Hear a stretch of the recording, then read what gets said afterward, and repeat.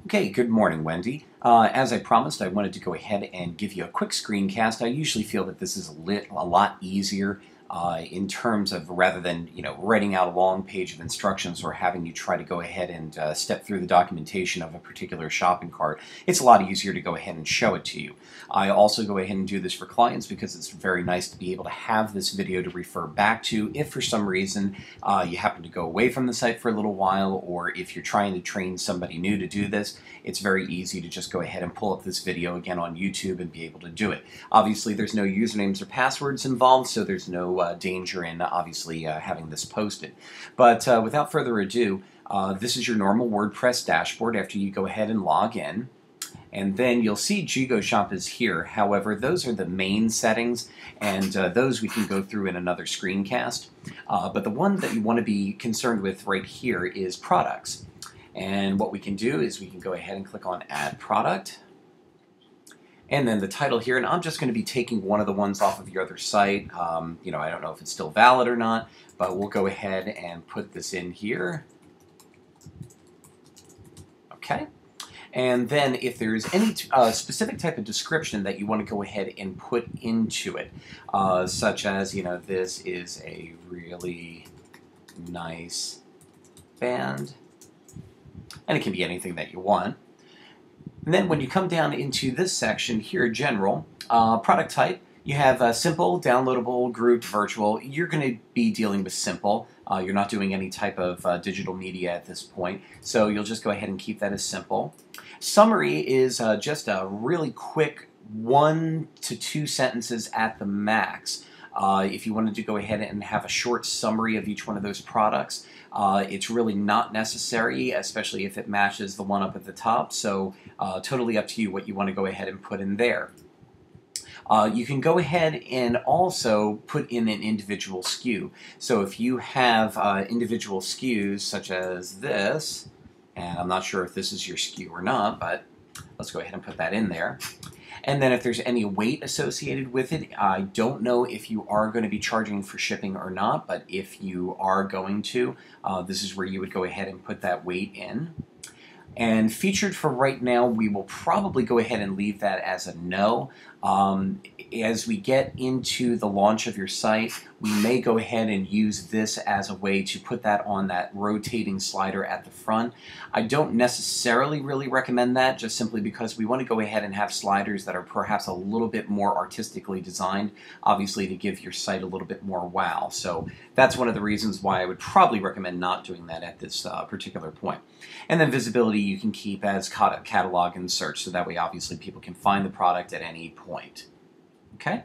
Now you can go ahead and have groupings if you wanted to go ahead in several subcategories and several sub groupings of your products. So that's another way that you can go ahead and do that. Click on pricing, your regular price. Okay, and I still have you in there as pounds, but I will make sure to change that to dollars. And we can go ahead and put that in there. If there's a sale price, you can go ahead and put that in there. What will happen is it'll go ahead and kind of have a red slash through the $22.99 and then show the sale price item in big bold letters.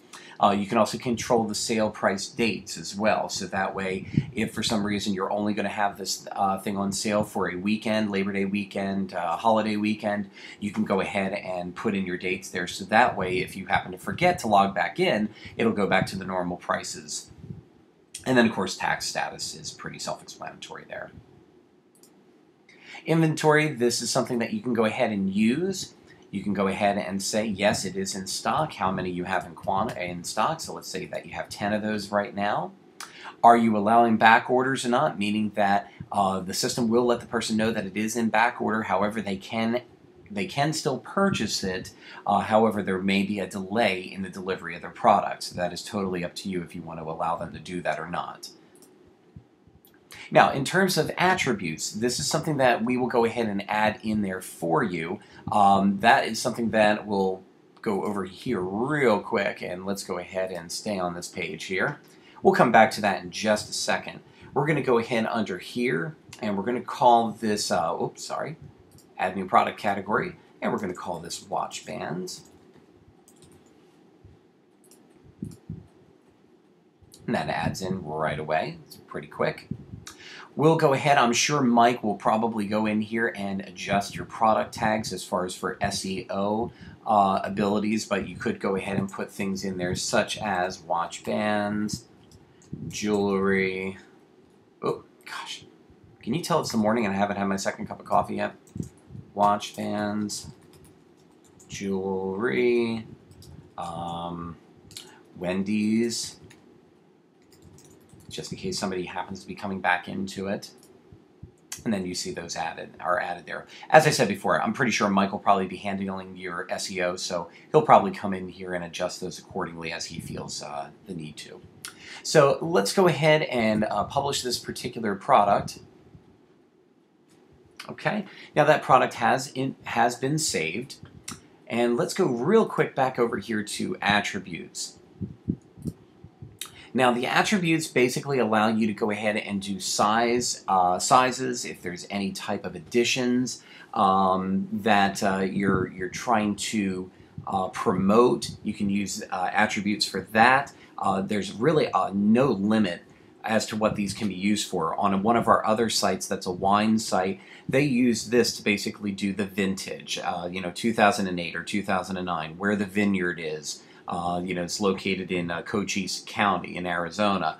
I mean, those are different ways that they use attributes. In your particular case, you would probably want to go ahead and use this as perhaps a size attribute. So you go ahead and call it size, and then you would call it into a select, and then you add that attribute in there. Okay. Then if we go back over to our products, and we go in here to our turquoise zebra watch band, and we come into our attributes, now that you see that size is in there. And then we can go ahead from there and add our various sizes such as small, medium, large, so on and so forth. So that in a nutshell will help you get in your products pretty quickly. I don't know exactly if you're changing your categories at all. However, I would probably recommend, just for organizational purposes, to click on this here, product categories, and then go ahead and just add in your categories, to start. If you wanted to go ahead and type in something such as jewelry kits, the slug is basically just everything in lowercase